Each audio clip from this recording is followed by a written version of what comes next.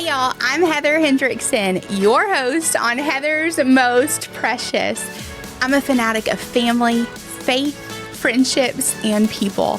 My hope is that this podcast puts a sparkle in your day and a smile on your face. Welcome to Heather's Most Precious. Hey y'all, welcome back to another episode of Heather's Most Precious. I'm so excited for y'all to meet our guest today, Matthew McDonald. It's really not Mac, but I'm Southern and the MC thing throws me off. No trouble. So, no how trouble. are you today? I'm doing great. I'm excited to be here. This is this is something that I've never done, a podcast before, and I'm just really excited to have a chance to chat with you about real estate. I'm passionate about it. We think about it. We talk about it. We do it every day. And so let's take it away.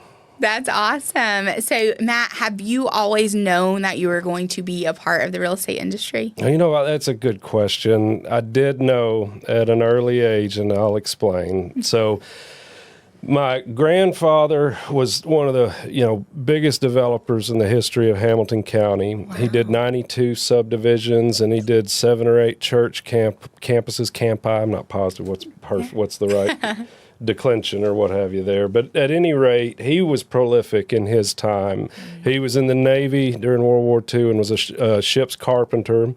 And, when the World War II had wrapped up, it came back and the GI Bill was in full effect. And he partnered with a doctor on Lookout Mountain that was kind of the financer. And Big Joe, or Pop as we called him, Joe McDonald, I always called him Pop.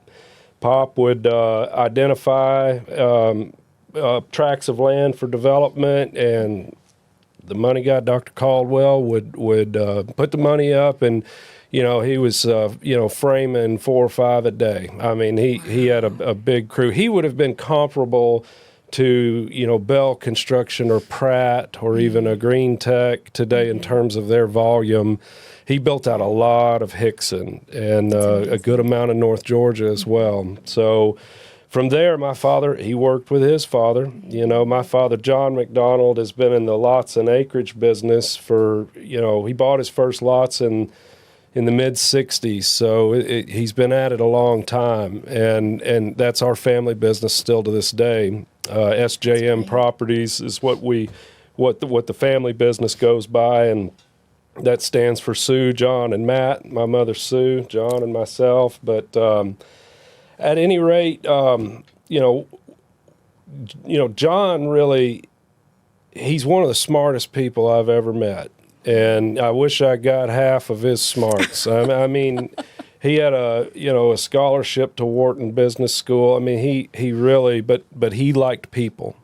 And so he got into the land business, and, he dealt directly with the customer, the consumer at that point, had great relationships with builders and so on. But all of my life growing up, I would go, he would take me on these appointments to go meet somebody and at a piece of property and walk it, describe it to them, talk about the pros and cons, what plan do you have? Well, this will work for you, and so on. And so, I watched, I don't know, maybe 10,000, contracts get signed on the hood of a car before I ever thought about what I was going to do.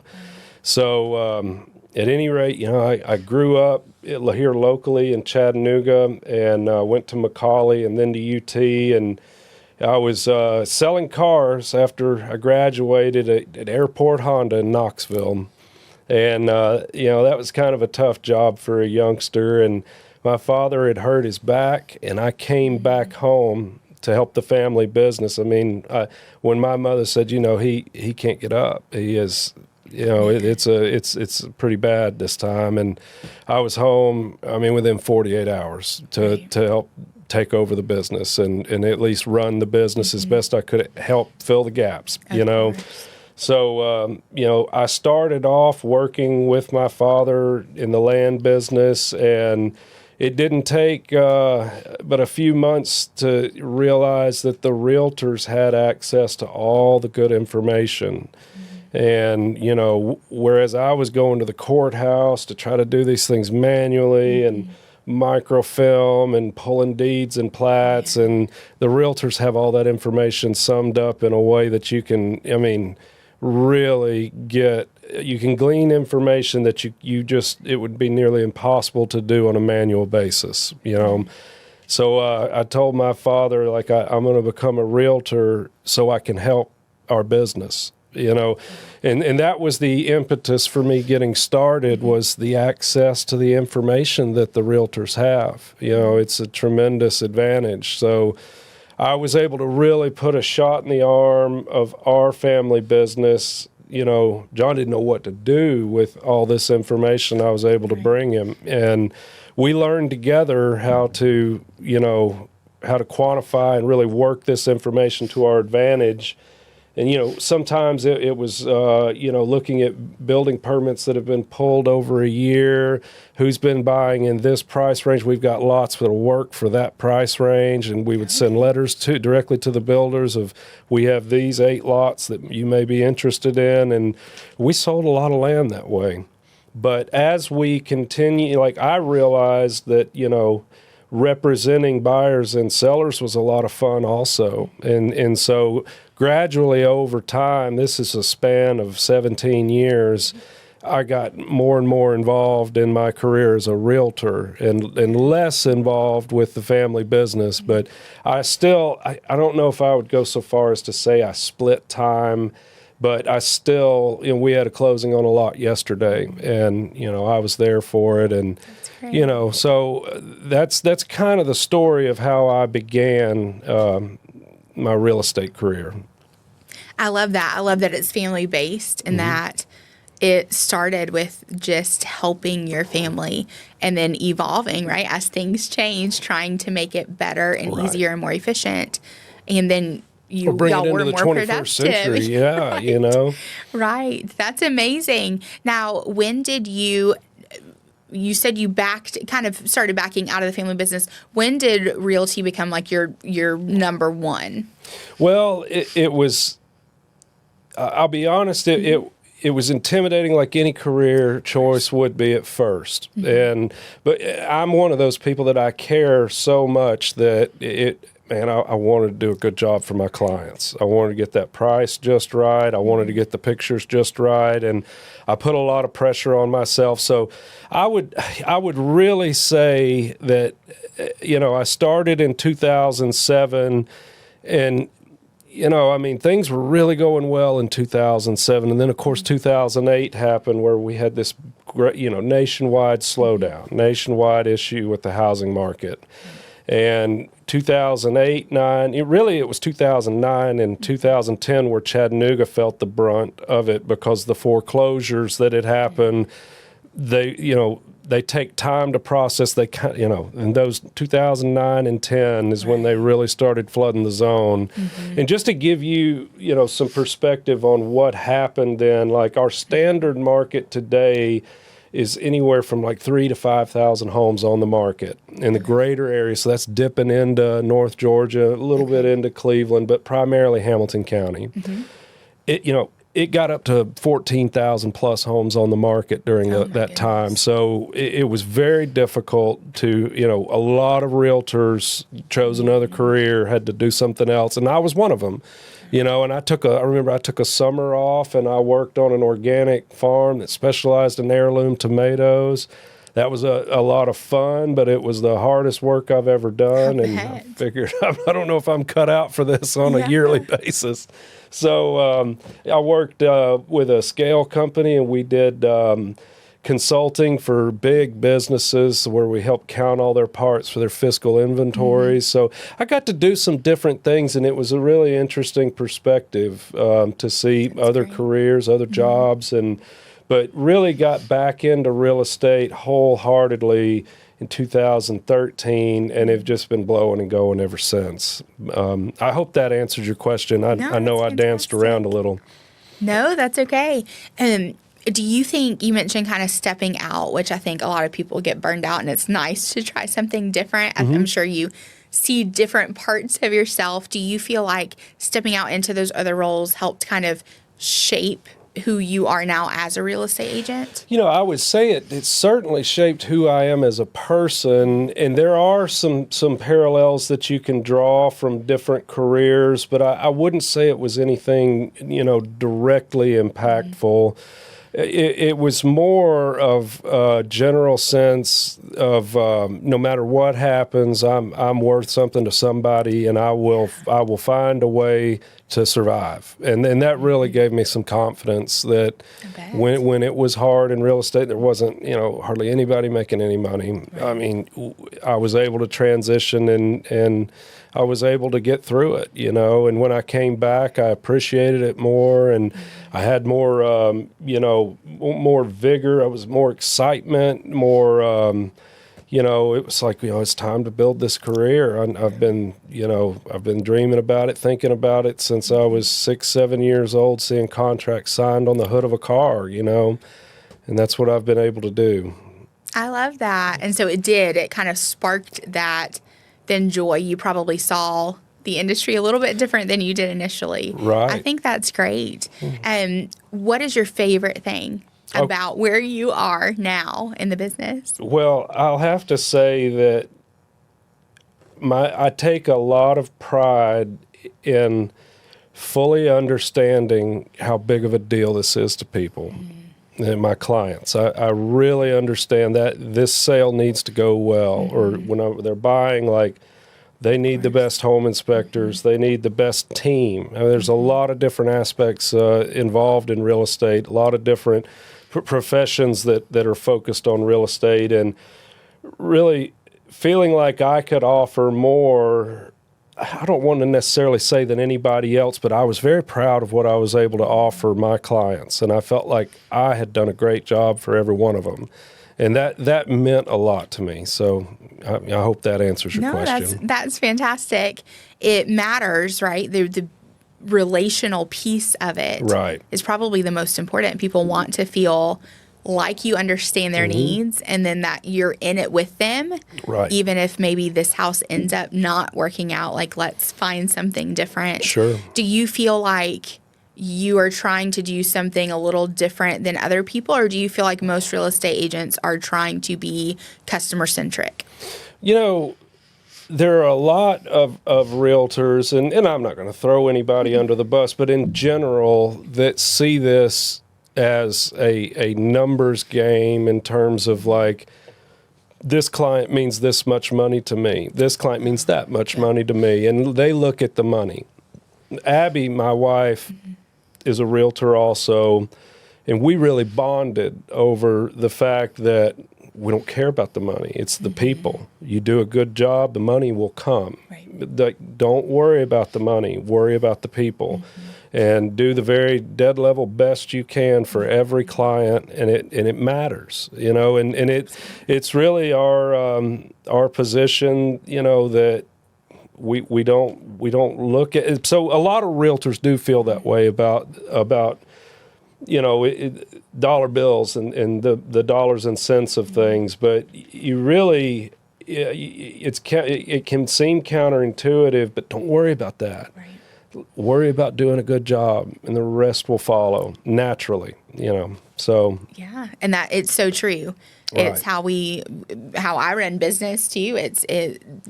That is the difference. When you let greed take over, gosh, it takes over every aspect of your life, and soon it's not just the business. Well, your focus is off. Absolutely. And then you can't find the opportunity to win, and people may not want to do business because they may see through that. I love what you and Abby are doing. Now, was Abby already in real estate when y'all met? She was, yes. Take over the microphone. Abby has been in real estate for 7 years. She's a dynamo. I mean, she got her real estate license while she was in college and was on a team during college. She was at UTC. That's awesome. And she spent, 5 or 6 good years with the Wendy Dixon team.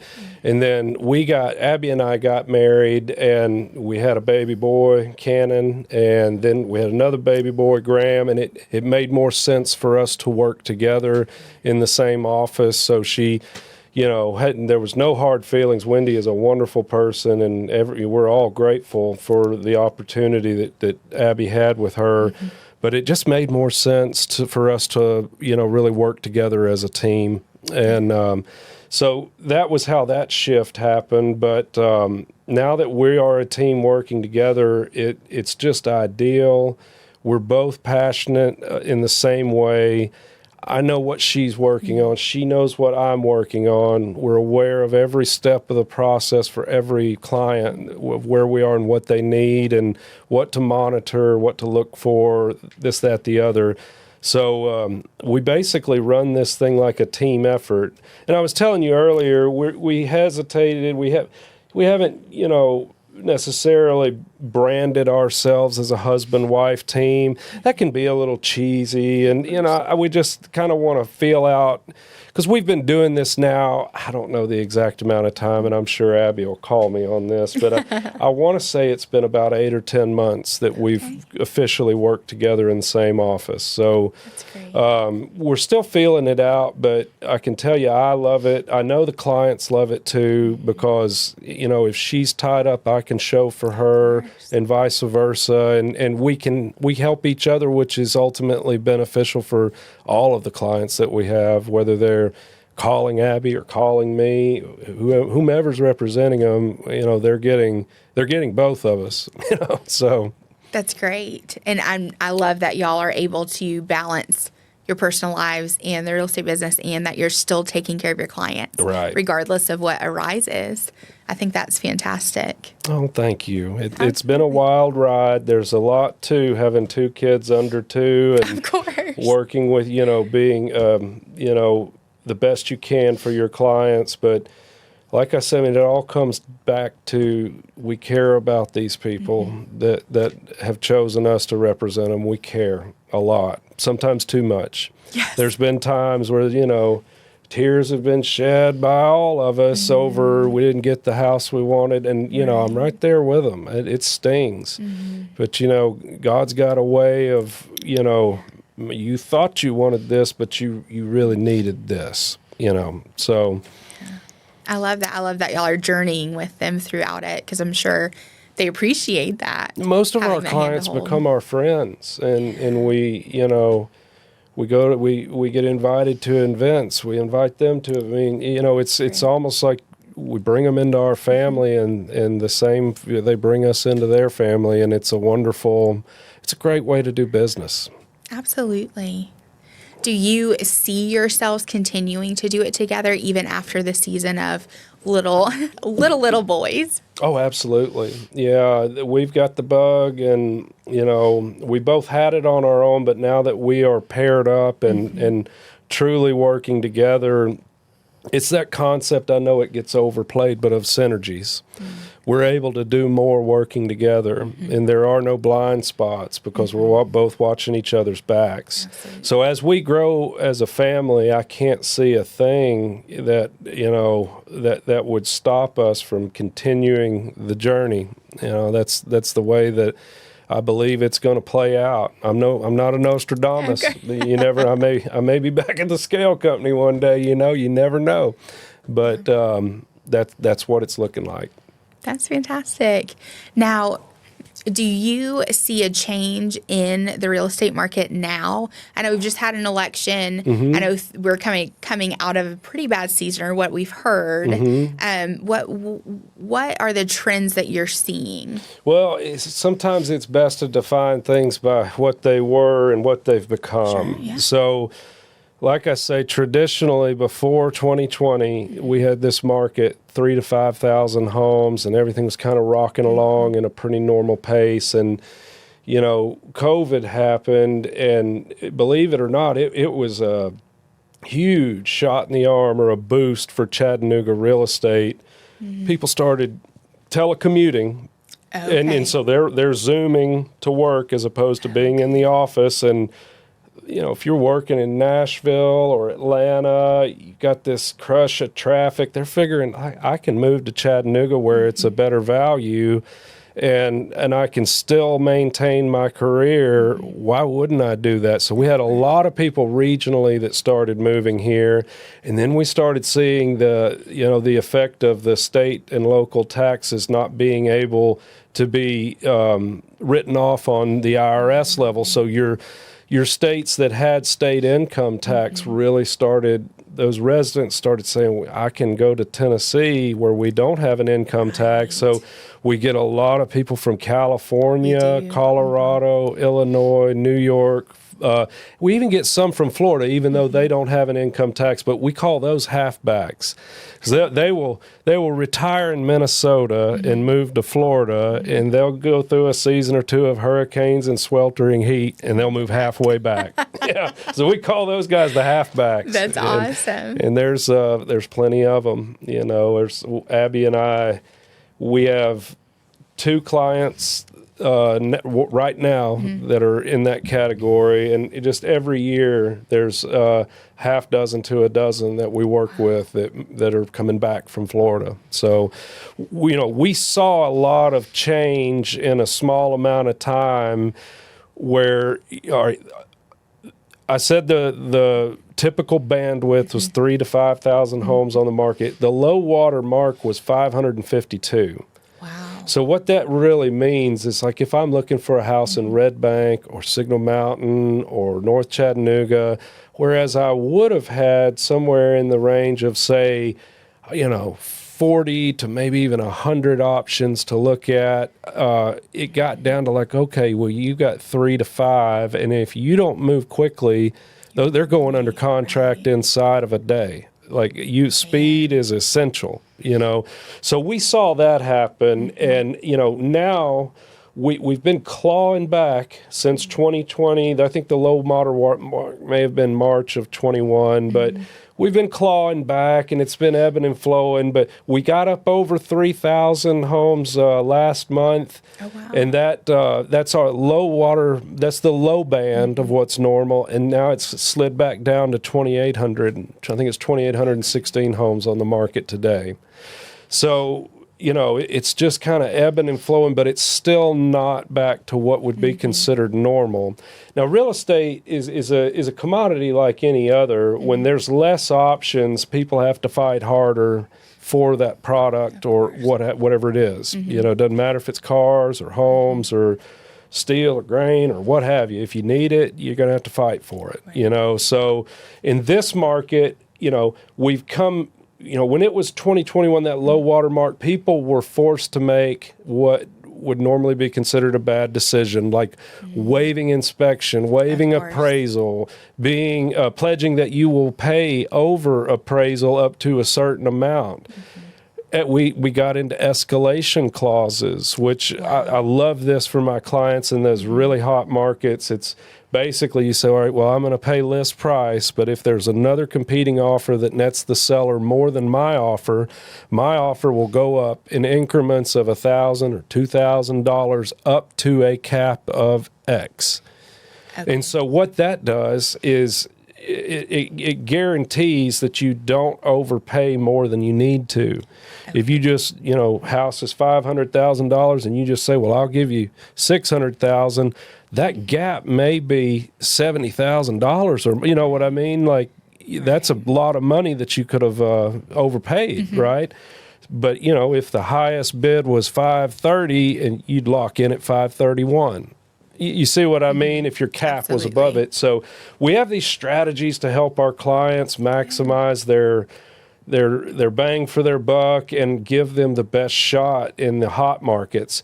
So since the hot markets, it is ebbed a little bit. It is not as crazy. There are more options than there were, but you still need to come correct in an offer. There's a little negotiation room, but you're not offering 5-8% less than asking price on most homes. Now, some of them, if they're overpriced, you kind of have to do that and justify it. But assuming it's priced correctly and other buyers know that, and they're looking at the home too, you really need to try to put a good offer to that seller still.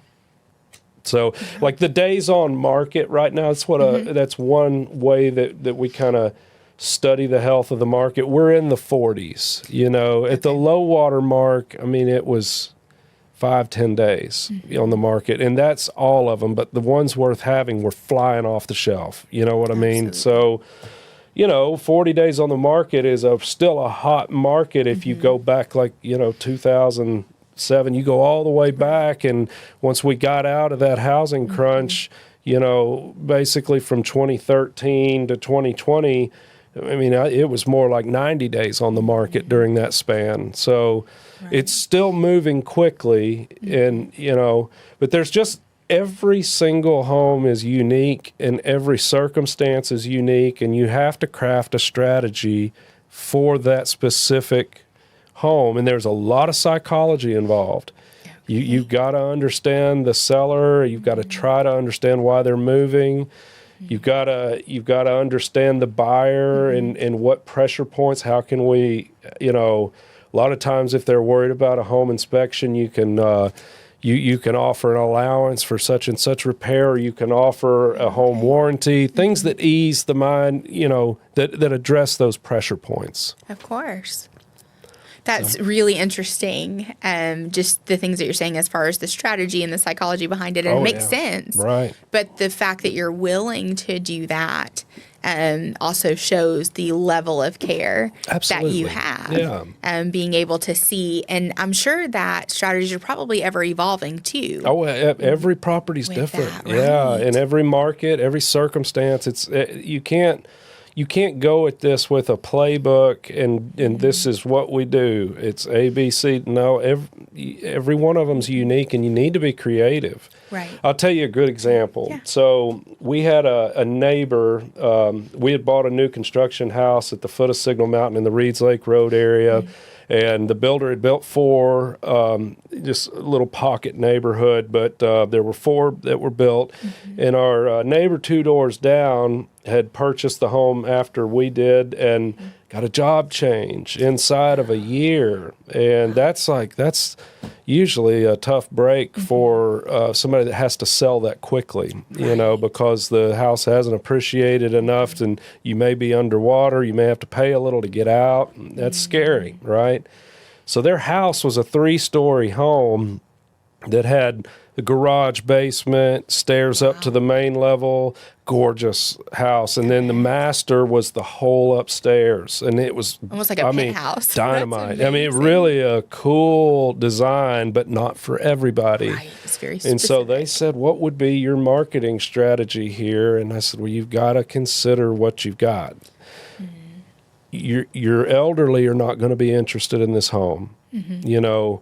Your people with small children are not going to be interested with all these stairs. That's going to scare them to death. They're going to fall down the stairs. Right. We're looking for most likely a young professional couple that is just starting a family, or maybe they're just married, they don't have kids yet, and they're into the outdoors because we're close to the hiking trails and the mountain biking and all of that. So we said this is who we are trying to reach, and it plays into the pictures that you choose, the order of it plays into the description. We were talking about how fun the location this is, all the access to the fun things to do in town, things that would really buzz, and the hashtags, for instance, that might catch your target audience. And it turned out to be a young couple that had been married for 6 months, moved here, and they bought the house. That's fantastic. Yeah.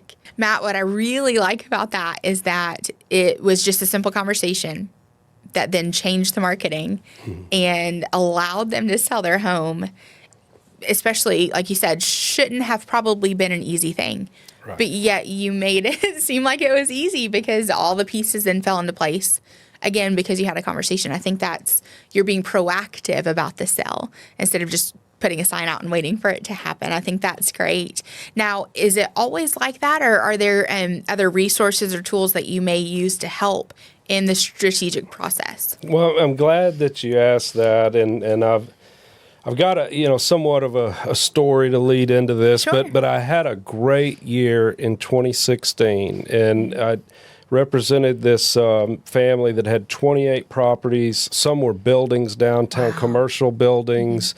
Some were apartment buildings, some were homes in North Chattanooga and Hickson, but they needed to convert all of them. They were tired of managing this, and they were ready to convert it to another form of investment. I think they put it all in the stock market. So at any rate, after, a very successful year, I thought, how I need to reinvest in my career some of this. And I thought, well, maybe is it talk radio ads, or is it billboards, or how am I going to invest in my career? And they had just come out with the Matterport 3D camera.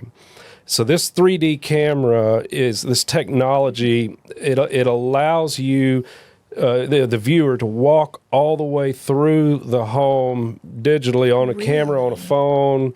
And, the point that I noticed, that what I really recognize the value of this is that all the other listings have these static pictures. Here's a picture of the living room. Here's a picture of the kitchen. Here's a picture of the hallway. And, this allows you to really walk through the home. And I'm telling you, when the out-of-town crowd started eyeing Chattanooga, and these folks started moving here, I can't tell you, but it's got to be in the range of like 15 or 20 homes that I was able to get under contract without them ever being here, because they felt comfortable making an offer, walking all the way through the home digitally. And it's neat technology. You can manipulate it to where you're looking at it in a dollhouse. You can look at the floor plan and say, well, the kids' rooms are over here. That's a good distance. It's not too far away, or what have you. But they can really understand the product being sold, which is a house, a home.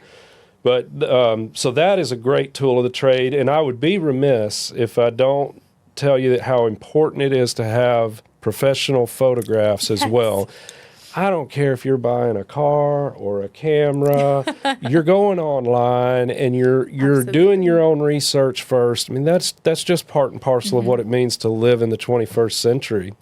So you've got to have that just perfect presentation. So I've got, this Matterport camera that I shoot the home in, and I could generate my own pictures, but I use PJ's photography.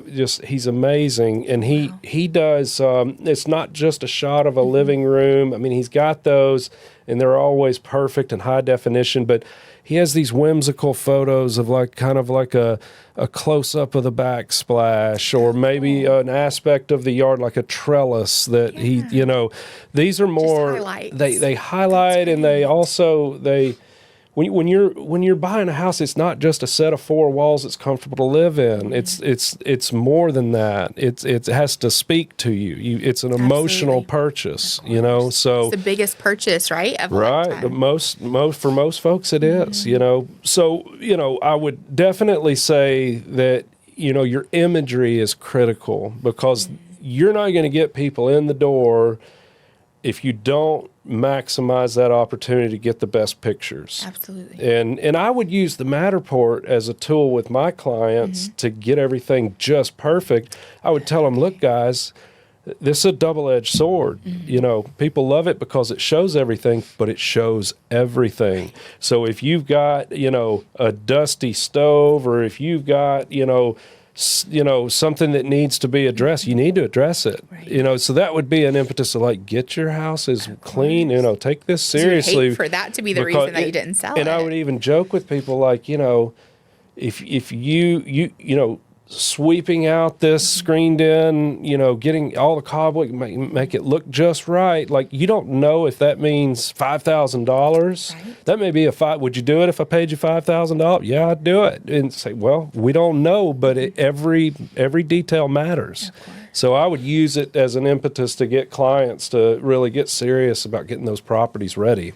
Of course. Now, you've mentioned some resources in that specific camera, and then also making sure that you're hiring a photographer. Now, a photographer that is doing professional photos, and I guess it does depend on the landscape and how big the house is. There's a lot of things but what is the average cost that a realtor would pay for professional photos? I would say it's probably $150 to $350, and some of it depends on the size of the home. Of course. I typically, PJ typically it runs at $250 a shoot. And it is great. money well spent. We pay for that out of our pocket. That's just part of the process. And I just can't reiterate how important it is to have those pictures right. It is. They've got to be that's what you're selling. Right. And if you don't have the best pictures, you're going to pay for it. You're not going to get as many people in the door. You want to get people excited. They come to a lot of times we hear like, well, the pictures were better than it is in person. And sometimes that's true. But it's like the job is to get them in the door. Of course. Get them in the door, and maybe something about the property really speaks to them that changes their mind. I mean, anything in a house can be changed. Right. If they've got the older Formica counters, it's not crazy to put granite counters in. This can be done well below $5,000 on most homes, but you're talking $2,500 to $3,500 typically, and you budget for that and you make it happen. Absolutely. And you're talking about a photographer being typically under $300. I would say 100% worth the investment to get the sale, because the sale is going to definitely, you would be paid back. Certainly. But I think it also shows that, again, if you're willing to do the work, be proactive on the front end, again, things falling into place, right? You're also allowing more people to see that. People click on a home and the photos are blurry, which I had the other day. I was like, and then one was crooked. I was like, why? I can't. Which way is it, right? And it matters. And then people click off and go to somewhere else. They're not even going to take the time. Sure. So I think that's huge. So we've mentioned, the camera photographers. What are some other, if you have tips and tricks for realtors, what are some other things that are necessary from the realtor's point of view in order to help sell the home for the client? Well, you have to be a little proactive. And like I was saying with the other example of like, you've got to understand who is likely to buy this. And you've got to really seek those folks out and really develop your marketing strategy to target that audience. And there's a lot of different ways that you can do that in terms of everybody uses Facebook and Instagram and so on, but it's about how you position it. The last house that I closed on was a house on the side of Missionary Ridge. This was a 60s rancher over a full finished basement that, I'm going to be honest, that the house was nice and functional, but it was not over the top, but the view was unbelievable. So I targeted people that were interested in view properties. And I said, would you like the $1 million view without having to pay $1 million? This one's marketed at $432,900 or what have you. And it was pictures of the view. Now, when you are listing, I tell sellers this, when they're like, well, is my garage, do I have to clean? And I'm like, we show what we want to show. Right. And we accentuate what we want to accentuate. So in that Facebook blast, it was all about the view and the value. Those were the two aspects that really led this property. So we got a bunch of responses, and we got that house under contract in about 3 or 4 days. Wow. And there were actually people, kind of jockeying against each other. It wasn't a multiple offer, but there were people ready to write an offer, and someone, came with cash at list price and was ready to purchase that property. But what's interesting is the person before, it was listed with another realtor, no names, not throwing anybody under the bus. But the other realtor, the pictures were not what they should have been. And, to talk about this home as a family home, or, to try to accentuate something that it's not, was a bad idea.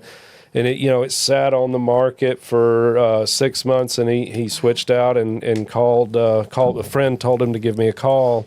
And we were able to get it under contract in like 3 days. It's all about, how you position, you got to set the tone for the viewer, the buyer, potential buyers out there. You've got to kind of set the palette for them. Like, what are you said? I'm selling a view with value. And there's a lot of that view's never going anywhere. No. And this is it may not be the $1 million home, but it is the $1 million view, and great. so, it kind of flew off the shelf. I hope that answers your question. No, it does. And I think there's a lot in that, right? Again, it's just that proactiveness, and it's the conversation, and it's positioning. Now, is there a lot of free marketing? I know you've mentioned social media, which is there other marketing that you would utilize outside of social media for things like this?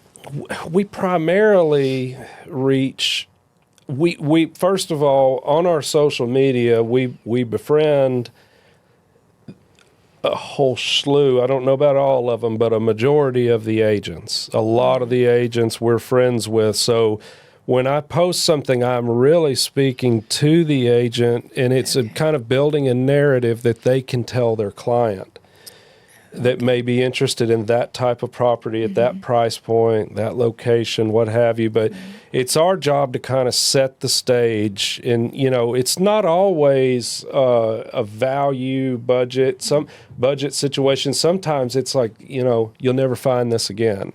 Right. That, yes, it's expensive, but you're never going to find another one like it.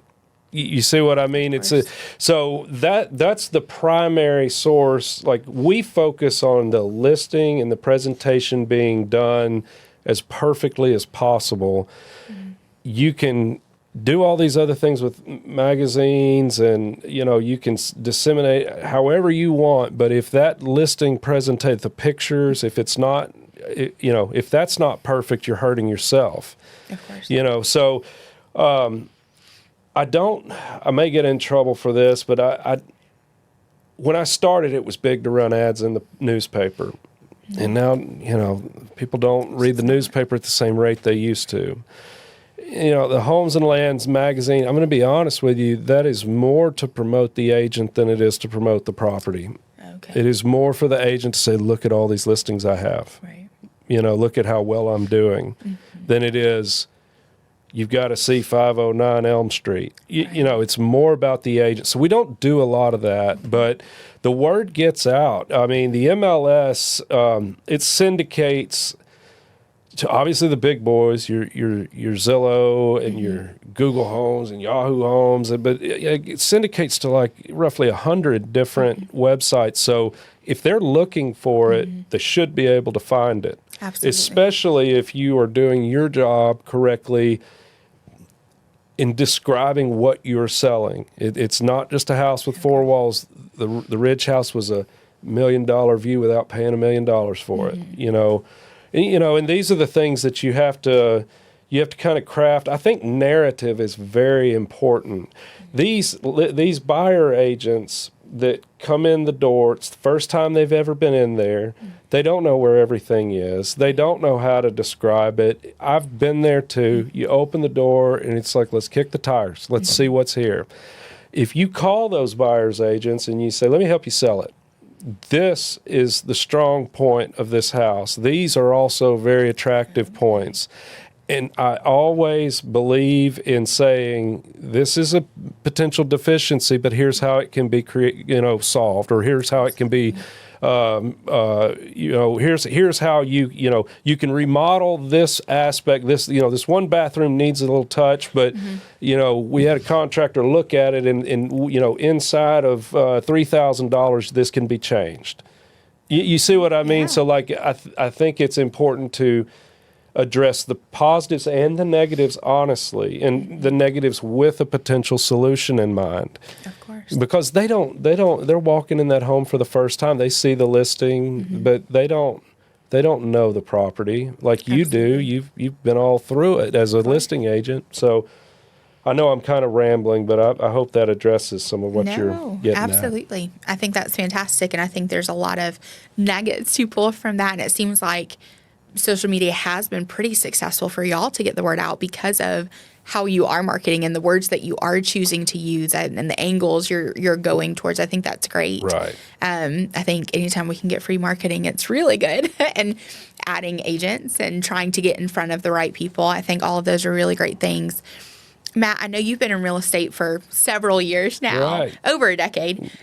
What would you tell, if there's a listener that's interested in starting in real estate, what advice would you give them? Well, the first thing I tell people is there's plenty of work. If you are a hustler and a go-getter, and I have encouraged dozens of people over the years to get into real estate, and some of them have done really well. Some of them have shot past me, out of the gate. And it has to do with, like, in the beginning, you have to work really, really hard, and you have to have the bandwidth to do that. And it is not for the faint of heart, because it is sink or swim. It is trial by fire.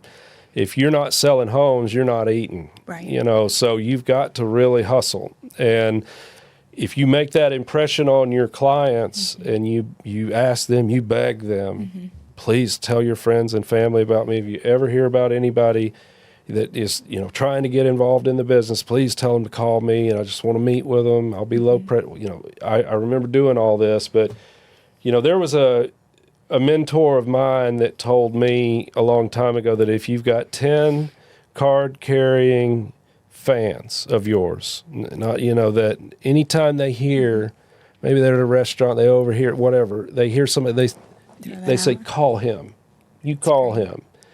That means more than you could ever believe. So you kind of have to, like, stoke the fire of your own grassroots movement. And then, at my point in my career now, the phone rings, and it's somebody that I've never met, but they know another client, and they were referred. And so we've got a pretty good machine built at this point. It could always be better. Right. We could always. I'm not afraid of being self-critical. There's things that I could be doing every day that kind of nag on the back of your mind. But there's plenty of work, and you don't have to be a rocket scientist to do this job. But you got to care. Of course. You've got to care to do well. In my opinion, I think the best in the business, they care about their clients, and it shows, and people see that. They do. That's awesome. And I hope if you're listening today and you are interested in real estate, that you're able to pull just some encouragement and seeing what the future could look like in the industry. There is room for all. I think so many people look at certain jobs and they're like, but there's so many of them. Where would I fit in? And so I love that you address that. There is a space for you. There's plenty to go around. And there are constantly people that are needing to buy or sell. And you've talked about the relocation. We've seen that a lot on the insurance side. Just so many people relocating and transplanting here, which is a fantastic thing. Matt, thank you so much for your thoughts today and sharing about the industry and about your background and kind of how you've come to be the successful person that you are now. Well, I really enjoyed it. What a pleasure. Absolutely, Matt. And if y'all are listening and you have any questions or would like to reach out to Matt, we'll make sure that his contact information and ways to reach him are below in the show notes. And in closing today, Matt, I would love to know what is something that you find most precious? Okay. You mean within the real estate world? Oh, it could be personal. Anything that you find most precious. Most precious. Right now, I've got 2 children under 2, and these little crumb crunchers are running around, getting into things like you wouldn't believe. Cannon today, we had it was sort of like a salsa-rita style. He stuck his whole hand in the cheese dip and was flinging it around, and we were 5-alarm situation. But of course, what I find most precious is, to step back and look at those little daily events and realize that they're going to change. In this stage, you're going to look back. I'm about to tear up thinking about it, but honestly, it's just take advantage of what God has given you every day, and don't be so upset. These things are frustrating in the moment, but they're going to change. So it has to do with the kiddos right now.